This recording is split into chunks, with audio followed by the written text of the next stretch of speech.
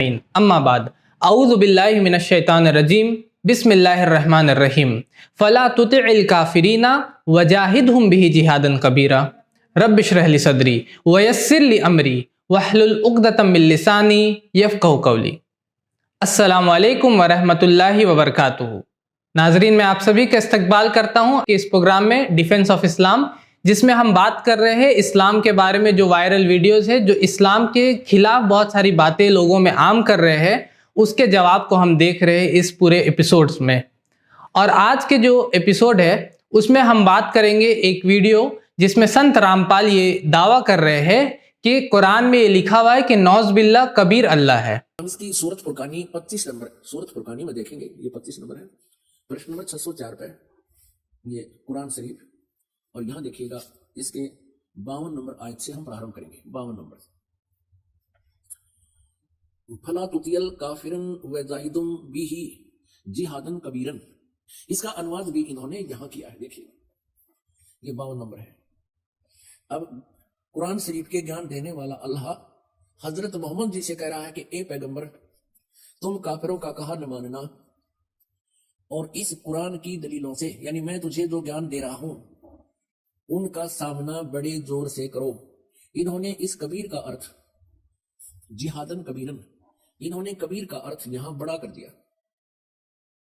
अब किसी ना किसी अक्सर का शब्द का अर्थ तो होता ही है। अब इसका वास्तविक अर्थ क्या होता है ये दास बताएगा। इसका अर्थ ये है कि हजरत मोहम्मद को कुरान शरीफ के बोलने वाला अल्लाह कह रहा है कि जो कबीर नाम का भगवान है, कबीर अल्लाह है। आप जनाब इन आयतों को पढ़ व देख सकते हैं, जिन आयतों के अरबी के अंदर लिखे हुए कबीर खुदा को हिंदी के अंदर बड़ा कर दिया है, जबकि कुरान मजीद के अंदर खुदा का नाम कबीर लिखा हुआ है। और वो इस दावा को साबित करने के लिए वो कुरान की सूरह फुरकान सूरह नंबर 25 आयत नंबर 52 को कोट करते हैं, सूरह नंबर 25 आया नंबर 52 को, जिसमें वो लिखा हुआ है कि फला तुतिइल काफिरीना वजाहिदहुम बिही जिहादन कबीरा, कि वहां पर जो वर्ड है जिहादन कबीरा, उस कबीरा को वो बोल रहे कि यही कबीर है और कबीर अल्लाह है, नौज़ बिल्लाह। तो अगर किसी को बेसिक थोड़ा सा भी अरबी का नॉलेज होगा, थोड़ा सा भी अरबी का इल्म होगा, तो वो आपको आराम से ये कह सकता है कि यहाँ पर कबीर उस कबीर की बात नहीं हो रही है जो कि इंडिया में वाराणसी में जिनकी पैदाइश हुई, बल्कि यहाँ पर कबीरा वर्ड है जिसका मतलब है कि जिहादन कबीरा, मतलब बहुत ही बड़ा जिहाद। और इस आयत का तर्जुमा ये होता है कि अल्लाह ताला कुरान में फरमा रहे हैं कि बस आप काफिरों की इत्तिबा मत कीजिए और उनसे इस कुरान के जरिए बहुत ही बड़ी जिहाद कीजिए। कोई भी कुरान का तर्जुमा आप उठा लीजिए, चाहे वो अंग्रेजी का तर्जुमा हो, इंग्लिश का तर्जुमा हो, उर्दू का तर्जुमा हो, हिंदी का तर्जुमा हो, बंगाली का तर्जुमा हो, ओडिया तर्जुमा हो, उसमें ये साफ तौर पे लिखा हुआ होगा कि जिहादन कबीरा का मतलब क्या, कि बहुत ही बड़ा जिहाद।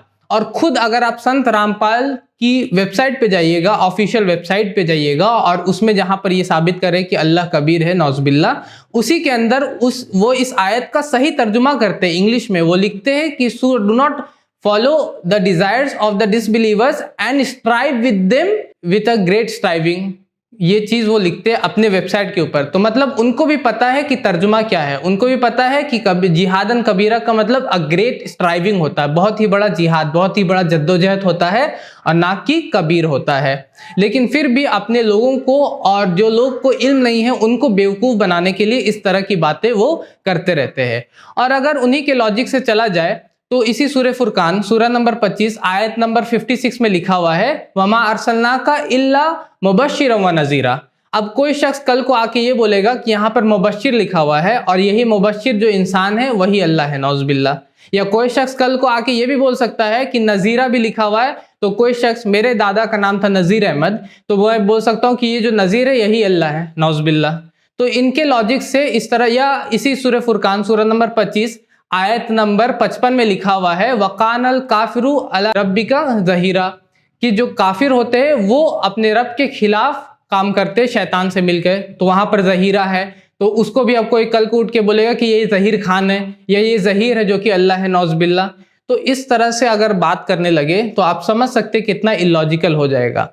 और इसको और भी अच्छे से हम लोग क्योंकि अगर आप बाइबल पढ़िएगा तो जो इसको मैं इसलिए एक्सप्लेन कर रहा हूं क्योंकि इससे आपको समझ में आएगा कि ये बातें कितनी बेवकूफ़ाना है और ये बातें कितनी कम इल्मी की है कि अगर आप किसी को इंग्लिश नहीं आता और मैं उसके सामने जाके बोलूंगा कि बाइबल में लिखा हुआ Exodus chapter number 29 verse number 16 में कि and thou shalt slay the ram, RAM, अब वहां पर मैं जिसको इंग्लिश नहीं आता उसको मैं बोलूंगा कि दाउ शैल स्ले द राम लिखा हुआ है, बाइबल कहता कि राम को जाकर के मार डालो और ये रावण की किताब है। तो ये सरासर बेवकूफ़ी की बात होगी क्योंकि रैम इंग्लिश में RAM, रैम को भेड़ को बोला जाता है और वहां पर भेड़ को मारने की बात हो रही है, ना कि RAM राम की बात हो रहा है जो कि हिंदी में राम होता है।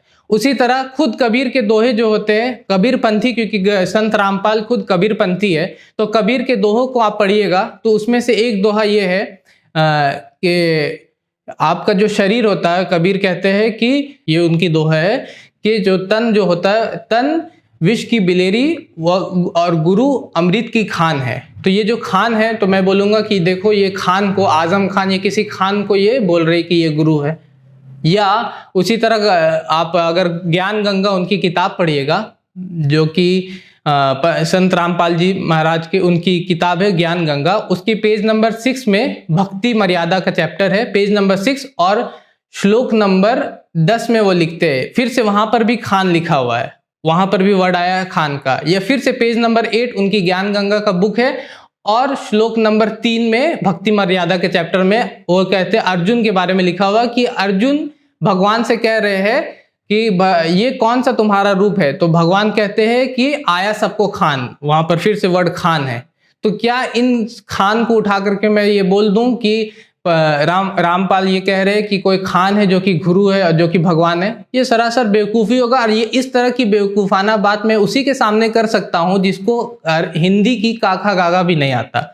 उसी तरह बाइबल वाला जो मैंने कहा जिसको इंग्लिश का ABCD भी नहीं आता, उसके सामने ही मैं ऐसी बात कर सकता हूं। या उसी तरह जिसको अरबी का जो थोड़ा सा भी नॉलेज नहीं है उसी के सामने आप ऐसी बात कर सकते हैं कि वहां पर जिहादन कबीरा जो है वो कबीर को बोला गया। बल्कि अगर थोड़ा सा भी किसी को इल्म होगा इसके बारे में तो वो आपको कहेगा कि ये कबीर नहीं है।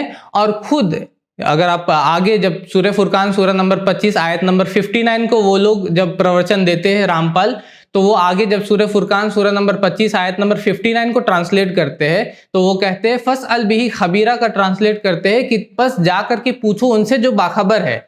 अभी यहाँ पर ही नहीं कहा कि जा करके पूछो जो खबीरा है, यहाँ पर बोला कि जा करके पूछो जो बाखबर है। तो इनको पता है कि खबीरा का मतलब क्या होता है, बाखबर होता है। जिस तरह कबीरा का मतलब बहुत ही बड़ा होता है, तो इनको अरबी का नॉलेज है, लेकिन अरबी का इनको ट्रांसलेशन भी पता है, लेकिन सिर्फ अपने लोगों को बेवकूफ़ बनाने के लिए वहां पर कबीरा को कबीर कर दिया। और जब खबीरा आया सूरह फुरकान की आयत नंबर 59 में तो वहां पर बाखबर कर दिया।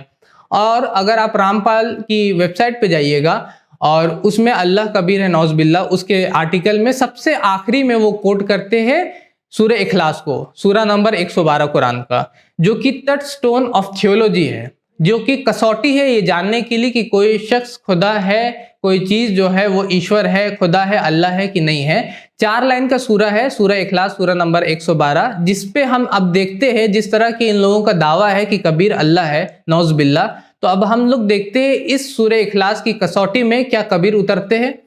तो सबसे पहली आयत है उसमें बिस्मिल्लाहिर्रहमानिर्रहीम, कुल हुवल्लाहु अहद, कहो कि अल्लाह एक है। क्या कबीर एक थे?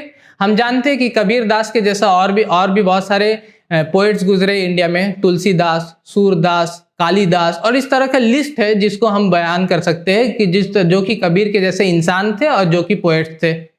उसी तरह तो कबीर एक नहीं थे। दूसरा लाइन है अल्लाह समद, अल्लाह जो है वो बेनियाज है, वो किसी पे डिपेंडेंट नहीं है और वो हर कोई उन पे डिपेंडेंट है, जिसको बोला जाता है सर्वपेक्ष या निराधार बोला जाता है हिंदी में। तो वो अल्लाह ताला जो है वो बेनियाज होते हैं। और हम लोग जानते हैं कबीर के बारे में कि उनकी पैदाइश जो होती है वो 1398 से लेके कुछ लोग कहते हैं 1448 तक, यानी कि कुछ ड्यूरेशन देते, एग्जैक्ट डेट पता नहीं किसी को, लेकिन उतना ड्यूरेशन में उनकी पैदाइश हुई और उनकी मौत जो होती है 1440 से लेकर के 1500 AD तक, इतने तक माना जाता है कि वहां तक उनकी मौत होती है। और ये भी हम जानते हैं कबीर के बारे में कि उनकी पैदाइश जो होती है एक मुस्लिम फैमिली में होती है। हम ये भी जानते हैं कबीर के बारे में कि वो जो रामानंद होते हैं उनके शिष्य होते हैं, उनसे बहुत जो वैष्णविज्म के फॉलो करने वाले होते हैं और भक्ति मूवमेंट में बहुत सारे इन्वॉल्व होते हैं, भक्ति पोएट होते हैं रामानंद, उनसे वो इन्वॉल्व होते हैं। और कबीर के जो दोहे होते हैं उनको जब हम पढ़ते हैं तो हमको ये भी पता चलता है, जैसे कि कबीर का एक शब्द है यानी कि दोहा है कि जब मैं लोगों को सच्चाई बोलता हूँ तो लोग मुझे पीटने के लिए दौड़ाते हैं। तो आप इमेजिन कर सकते हैं अल्लाह समद, अल्लाह बेनियाज है, लेकिन जो इंसान होते हैं उनको लोग पीटने के लिए भी दौड़ा सकते हैं। इंसान जो होते हैं उनकी पैदाइश होती है और इंसान जो होते हैं वो दूसरे पे डिपेंडेंट होते हैं, दूसरे पे से सीखते हैं, जैसे कि कबीर ने रामानंद से सीखा। उसी तरह तीसरा जो लाइन है सूरह इखलास का वो है लम यलिद वलम यूलद, वो किसी को जनते नहीं है, किसी से जने हुए नहीं है। और हम लोग जानते हैं कि बहुत सारे लोग ये कहते हैं कि कबीर ने शादी नहीं किया था, लेकिन अगर आप विकिपीडिया पे जाइएगा और तो वो कहते हैं कि हिस्टोरिकल जो एक्यूरेट हिस्टोरिकल सोर्सेज है वो ये कहते हैं कि उनकी एक बीवी थी जिनका नाम धनिया था और उनका एक बेटा भी था जिसका नाम कमल था और बेटी भी थी जिसका नाम कमली था। ये एक्यूरेट हिस्टोरिकल सोर्सेज था, डी लॉरेंस की बुक है, उसके हिसाब से वो ये कहते हैं। तो अल्लाह ताला किसी को जनते नहीं है, जबकि कबीर के बेटे भी है, बेटी भी है और उनके माँ बाप भी है। बहुत सारे लोग कहते हैं कि हिंदू ब्राह्मण फैमिली में उनकी पैदाइश हुई, लेकिन ज़्यादा एक्यूरेट बात, ज़्यादा सही बात यही है कि उनकी पैदाइश मुस्लिम वीवर्स की फैमिली में यानी मुसलमान के घर में उनकी पैदाइश हुई। तो इससे भी ये साबित हुआ कि वो अल्लाह नहीं है।